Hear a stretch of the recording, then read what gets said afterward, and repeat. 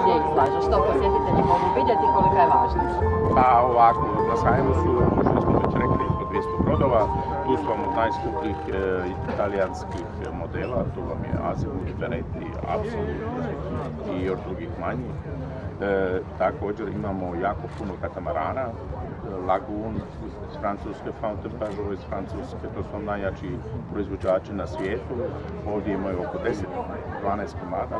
Imamo također Bali, od drugih motornih brendova je već 50, tako da jako puno imamo De Antonio.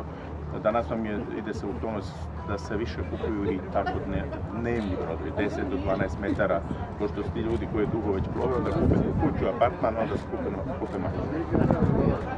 Evo, kažite nam kolika je vrijednost svih ovih brodova i što biste posebno istaknuli sa svima?